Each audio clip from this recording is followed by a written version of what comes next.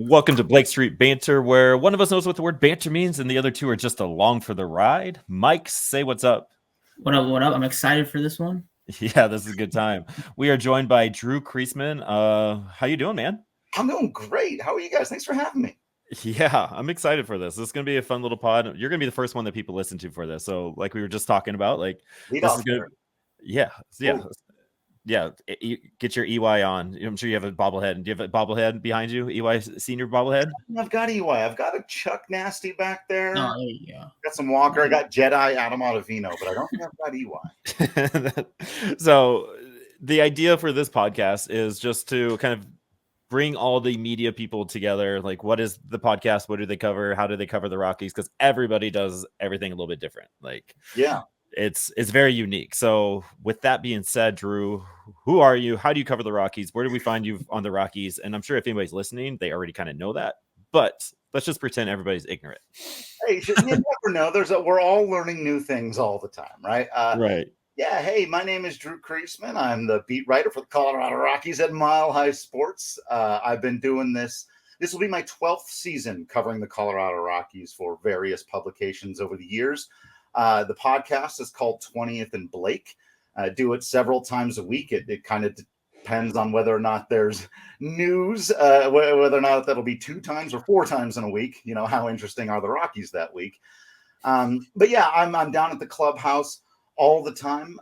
Just got back from spring training a couple of days ago. So, you know, in addition to my own analysis, which can be give or take depending on who you are, I try to include my conversations with the guys as much as I can. Try to get together, have some one-on-one conversations that are about 50% deep dives into baseball and baseball strategy, and 50% do you watch Game of Thrones or play video games? So it's like that's kind of where I'm at most of the time. Yeah, I love that. Yeah, that's something that we've found fun is getting to know the guys, like just as people, like the minor league guys as they come through the system and trying to like introduce people and get to know them. We just finished a few banter sessions with some prospects this week. It's like, all right, you're just a dude and you're awesome, and like let's go hang out, let's go play video games for a little bit. But like that's awesome that you also do that from that major league standpoint. We don't get that a lot. A lot of places just don't do that, so that's cool. Yeah, that's one of those things that I do think is really important that I discovered, you know, I guess 12 years ago now. But when I first really started getting in there all the time was these are just people. They're human beings that are interested in a lot of the same stuff we are, or have a lot of the same flaws we do, a lot of, you know, all kinds of things like that. And I think the further we can go to humanize them, the more interesting the stories are. So, yeah. Which is also super important. So 12 years covering the Rockies. So what is that? 2012. Yeah. So not quite Rocktober. So you probably experienced Rocktober, but like, sure. I guess, what have you kind of learned, like, as you're kind of going through this whole process? Like, how have you matured as a grizzled vet, so to speak, in the Rockies media? Brutal. I feel like that happened fast. You know, that's a great question. There are a lot of things that I feel like I've learned, especially when it comes to social media. Mostly, I've learned a lot about not necessarily needing to have every reaction immediately. And this week was a good week to remember that, with the stuff that came out about Chris Bryant, and, you know, immediately reading some stuff and going, how could he say that? And then him coming out and being like, well, I didn't really, you know, and that's one of those things that I think it's tempting when you first get into this. And I was no different. Again, the question is, what did I learn, right? Is to, you know, I even got called out by the former GM of the ball club at one point because I made a very legitimate mistake. I was going too fast to try to get the information out there, to try to be first, to try to have the cleverest take before everybody else could do it. We all fall into that trap. We all have. But I do think, again, just being around them more and more, back to the first point, and realizing how much these guys are humans, you know, I think it's easier for someone who's not around them all the time to take them out of context or try to really just rail against the team. But what I've kind of learned over the years is that it doesn't get you anywhere, right? No amount of me screaming about it is going to force Dick Monfort to sell the team or for the pitching to get better. Right. That's like I can't force any of that stuff. And so I have definitely, I think, just resigned. I don't know if that's the right word, but over the years to just try to have conversations about the Rockies rather than framing everything as a debate. And again, I did that for most of my career. I framed everything as a debate. And sometimes a story is just an interesting story. It's just a thing that happened. It's just a guy showed up and had a good year, or he didn't, or he got an interesting swing or an interesting delivery. And it doesn't have to be the same fight over and over and over again, which I think modern sports media especially really kind of pushes a lot. But I'm happy to see, I think, a lot of people kind of stepping out saying it doesn't have to be that way. Yeah, I think Rockies Twitter as a whole, I think we've really gone away from that, from the debating. Now we're more just like talking about it, more like talking about the Rockies. Who might we sign? Who's going to have a good year? And I think it's really positive if you look around the community, especially with stuff like what you guys do or you do is you push that positivity out into the open. It's awesome. And, you know, I that was another thing that I've learned. I used to say, hey, I'm not positive about the Rockies. I'm not an optimist. I'm a journalist, damn it. And how dare you? You know, I'm being objective. But it's like, you know what? It is actually just really, really easy to be negative and cynical about the Rockies. And that's because of the Rockies. And I think that you have to be able to, if you want to survive 12 years of doing this, you've got to be able to hold both thoughts in your head that yes, they're bad. Yes, they're terrible. Yes, they do most things incorrectly. But if I let the quality of the team determine my mental health on a day-to-day basis, I'd have gone crazy 6 years ago, right? You've got to recognize that it is what it is. And, you know, I also think a study of baseball history, the more I've been into this, the more I've learned, the more you go back and you realize like the Phillies didn't make the playoffs for 30 years. You know, the Royals and Orioles and Pirates have these long stretches of just being terrible. And you realize that it's actually kind of common in baseball. That's almost part of being a part of the team of baseball, is that it's brutal on everybody, every fan base. There are no Chiefs or Patriots in Major League Baseball. The Yankees and Dodgers fans aren't happy either.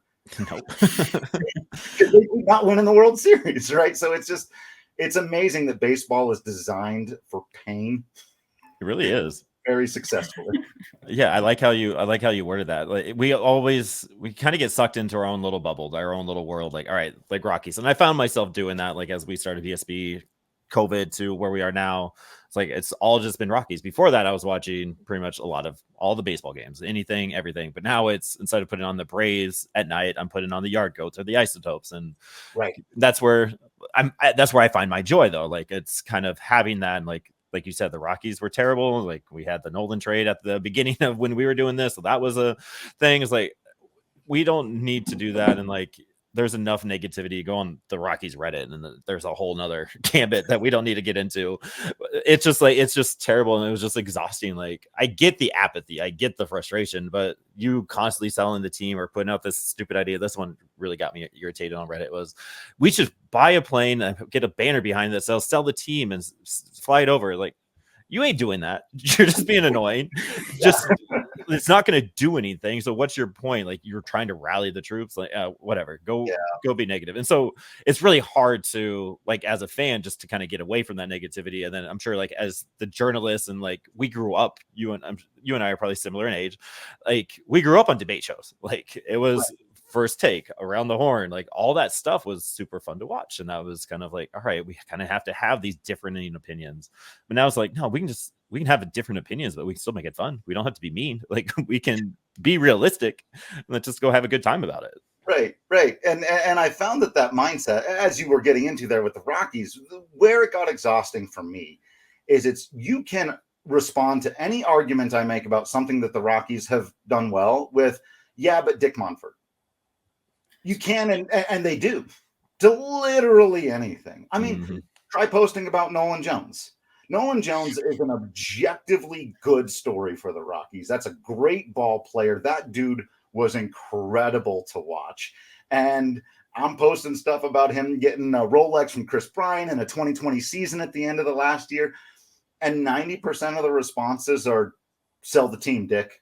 Yeah. Like, really? Really? It's so annoying. You can't enjoy a 2020 season out of a rookie who missed the first month. But that's where I just go. You do have to unplug every once in a while from the fight. Yes. Yeah, my rule with Dick Montfort jokes are if it's a joke I haven't heard before and it's like original, I'll laugh at it. But 99% of them are just recycled. It's just that's a great rule. I'm gonna start living by that too. Like if you're gonna make another one, at least make it original because I've heard them all.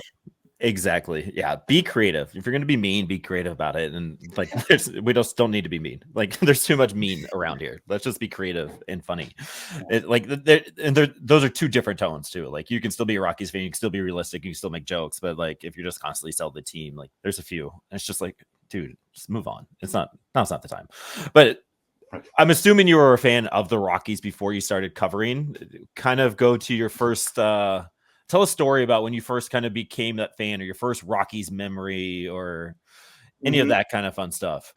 It's funny because I have long had a first Rockies memory that was actually my mom hanging up something. I really wish I could remember what, like a little Rockies pennant but I just remember the purple and the CR and her putting it on the wall and me not understanding because I was 6 years old when we got a team, right? And so me being like, wait, we didn't already have it. This is a new thing. And I remember her having to explain to me because we were already baseball fans.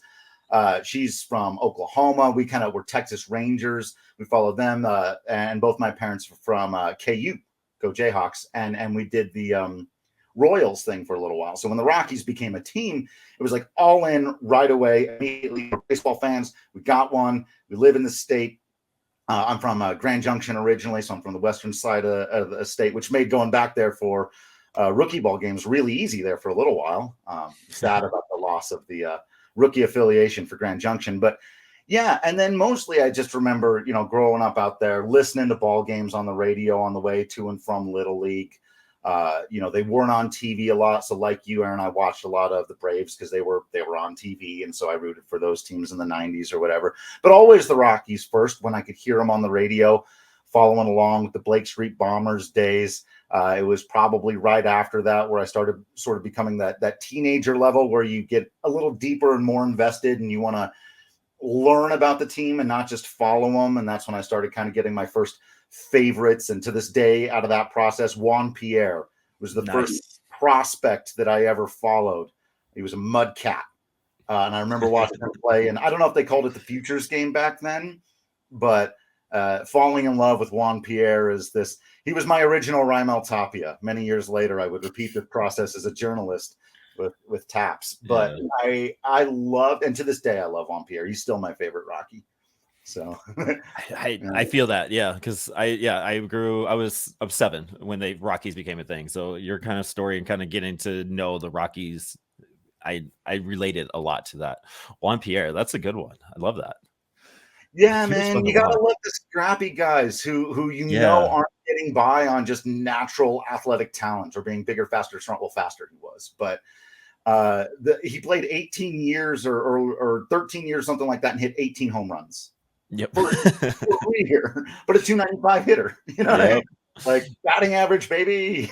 Yeah, that was so much fun. Like the old time baseball. Like it was the scrappy guys, the average guys that would get on the traditional leadoff, like we were talking about with the bobbleheads, like the traditional leadoff guy, like single. All right, Ricky Henderson. Like that was always the dream. Like going back to that, and Juan Pierre kind of brought that or a little bit to the Rockies with that. That's awesome. Yeah. That's fun. Yeah, so I guess let's end it with this because we're trying to keep it around 15-20 minutes. What is the storyline that you are watching closely throughout 2024? So we're recording this on March 5th, so middle of spring training, probably not being released till end of March. So people are hearing this later. We have the starting pitching storyline. We have Hilliard or Zimmer. We have who's going to be in the arm barn, who's going to be the closer, blah, blah, blah. But there's always those big storylines. What is something that you're kind of watching closely as you kind of cover the team as a journalist and as a fan? For spring or for the whole year? Let's go full year. I think I want to go full year with that. Okay. For the whole year, for me, there's almost really one central question. And there are a lot of other things related to this, but it comes down to this. Are they committed to a rebuild? Are they really committed to the young players and a new generation and not panicking, because they're going to be bad again. They're almost certainly, unless they run into a string of extraordinary luck, you don't lose 103 games and then go to the playoffs the very next year without a ton of things changing. And they haven't. So they're going to be bad again, but they need to commit to that. In my mind, the 103 losses was a good thing because they finally recognized where they were. They allowed themselves to ship out a bunch of veterans, get younger. I don't love, but I don't hate the Quantrill and Hudson pickups. Because that's kind of in the middle of, are you fully committed to this or not? If those guys are more expensive, I would say that's not committing to the rebuild. Going out and acquiring more veterans, giving too many plate appearances to guys like Bradley Zimmer or, I'm trying to think of who else. If they brought in another Sam Hill, right now they don't have that Harold Castro, Jurickson Profar thing, right? Continue to commit to that, and no matter how many games you lose, play these kids. And when it looks like Veen, Fernandez, Amador, Romo, any of these guys are ready, mup. Yep. It's time. Quickly. This is the year for that, because you do want to start turning it around in 25 and beyond. You've got to find out now what these young guys are capable of, commit to some of them, start signing those long-term contracts, and then go out next offseason and try to make yourselves good. Yes, I agree 100% with that, and I like that.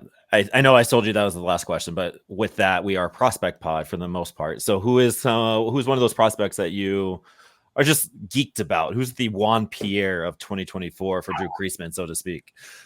I will say you guys actually first of all, you really helped me come around on Hunter Goodman, who I wasn't fully sold on. Yeah, your mom's favorite player. Heck yeah. Your mom's favorite player.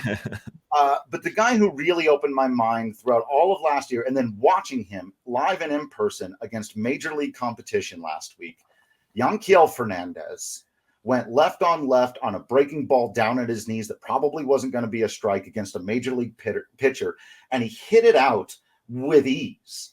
And he's been having those kinds of at-bats all spring. I knew he had pop. I didn't realize he had that kind of ability to track that quality of a pitch to make the pop matter. And so I talked to Bud Black a little bit about him. With these other guys, there's a ton to like about Zach Veen, Drew Romo, Adiel Amador or whatever. But with Fernandez, his advanced feel for hitting, this guy's going to rake. I don't know what else he can do, but Yanquiel Fernandez is going to be a hitter in Major League Baseball for a long time, even if it's as a guy who hits 230, but with like 30 home run power every year. I'm very impressed. And last year I was more into guys like Veen. I'm a huge mark for catchers, so I'm a big fan of Drew Romo, but Yanquiel Fernandez really opened my eyes. I love that name too. Yeah, he's fun to watch. Like, he's just a massive dude. And the bat flip and a spring training home run up a major league pitcher. This team needs more and more swag, and they're getting it. Nolan Jones, Ezekiel Tovar. Look, I love the last era of guys. They were all very responsible and kind to me. Nolan, Charlie, Trevor, very buttoned up, nice boys. And you would love for them to bring them home and then have them over for dinner. Right.